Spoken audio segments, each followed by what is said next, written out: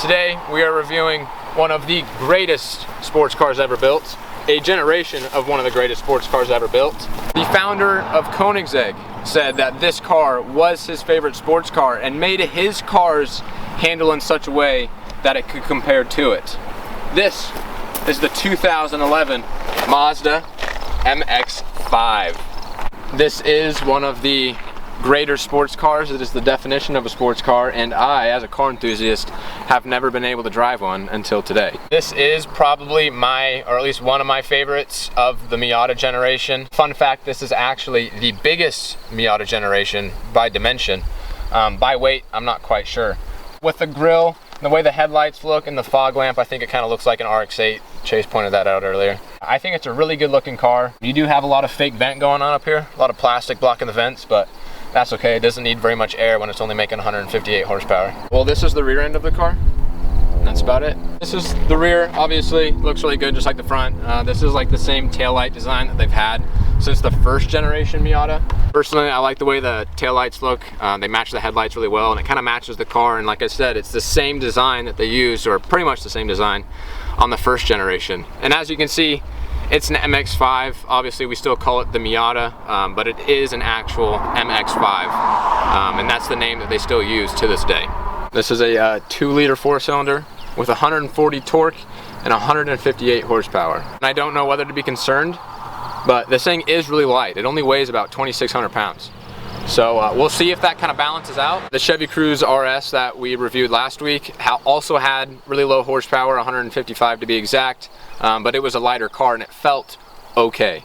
So I guess we'll see how this one feels. God, it is tiny. And it's got a little strut bar. That's kind of nice. K&N air filter. Aftermarket mods, you know. Oh, yeah. This is a hardtop convertible, so this does fold into here. This piece comes up right here, and I think so does the trunk. The owner didn't inform me on how exactly the convertible top works, so I'm not going to go over that specifically because I don't want to mess anything up. But just know that this hardtop does fold into the trunk. Good old roadster.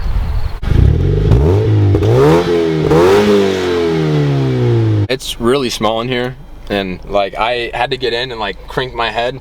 And then I'd sit there and fucking lower the seat as much as I could. It's definitely smaller than an S2000 on the inside, because even if I sit up completely straight, like my head still touches the top, and this is as low as the seat goes, and I'm barely 6 foot tall. So it's small in here, but it's nice. You got leather, more leather, a lot of plastic in the center console, sadly, and then you have that. The Honda has something like that, but except the Honda goes back by itself. So that's not that cool. But got a little space here for the key, and then you got storage in here, bunch of CDs. Is that fucking and then air conditioning and heating or speakers? I don't know what that is. I think it's speakers because it's got cloth in there. You got your little wind deflector. But the steering wheel is what I actually really like. It's kind of got an RX-8 vibe. But I really like the logo with the little like plastic little glass piece, and then that's a cute little horn. Lit horn. And then you got paddle shifters. Now this is the part I don't like, because the paddle shifters, instead of one being up and one being down, the paddle shifters, both of them are up, and then this is down. So like if you wanted to drive with one hand, you could on either side, and then you still have an option to put it into a manual mode down here and shift like it's a sequential. So I guess if you're used to driving sequential, that's what you'd prefer. Then get a Miata. They get a Miata. But that, I don't know why they did that with the shifting thing. I feel like it should have just been an up-down, but this is, 11 years ago, so things were a little bit different. The gauge cluster is also really simple. Looks really good though. That's Chase's body standing next to the car. Chase, stand up tall. Yeah, see, you really gotta fucking bend over to talk to the homies. Yeah, dude. he probably looks a little sus on the backside, just fucking putting it out there. Like it, dude. It's nice. It's got a Bose sound system. Shoot. It's decent. It's got an e-brake for ripping drifts. Damn, that's solid. And then you got your little window switches right there. Nice and easy. You got cup holders on either sides of the door. Really simple interior, but it's a nice interior. It definitely has more stuff in it than per se an S2000. It's well equipped. It's a nice place to be, but if you're over 6 foot, I wouldn't recommend driving one of these. Only with the top down. But yeah, let's do what I've been trying to do for the last 20 years of my life, drive a Miata. All right, now that we are in the Miata, the MX-5, 2011 specifically, one of the first things you notice is like there's a lot of noise, a decent amount of road noise. Nothing crazy, but you can definitely hear a lot of stuff.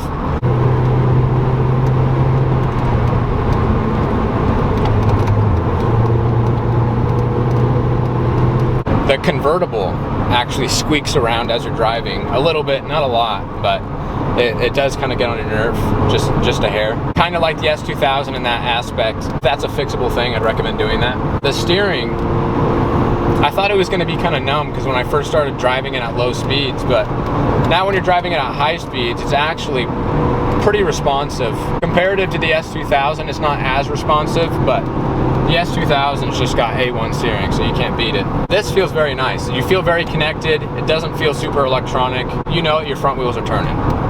And that's one thing I do enjoy.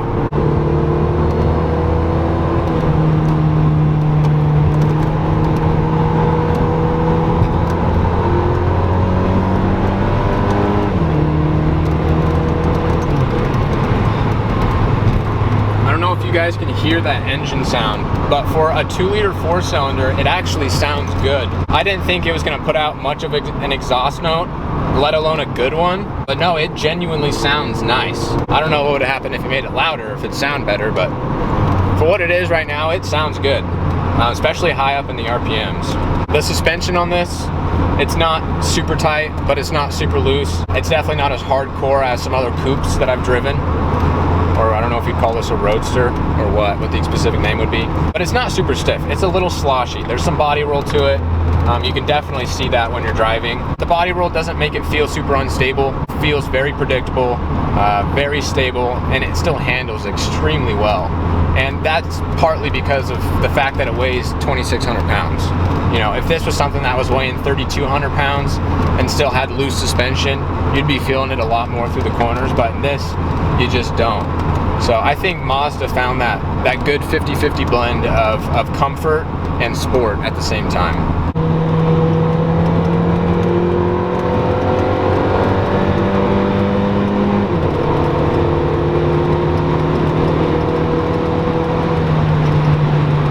As you guys can see, the Miata is a wonderful car, and for me, it definitely lives up to its name as being the sports car. Like I said, this thing is not fast. It's got 158 horsepower, but the fact that it's light through first, second, and third gear with a 0 to 60 of 7.1 seconds, it's not fast, but it definitely feels faster sitting behind the wheel, and that's the whole point of the driving experience. This is a car I would definitely, I don't know if I'd own it, but I would definitely love to drive it again. If you guys are looking for a cheap car that could be fun to modify and it's not crazy fast, but you still kind of want to learn how to drive a car, I would really recommend a Miata. Thanks for watching. If you stayed to the end, we will have a video out hopefully next week, and we will see you guys in the next video.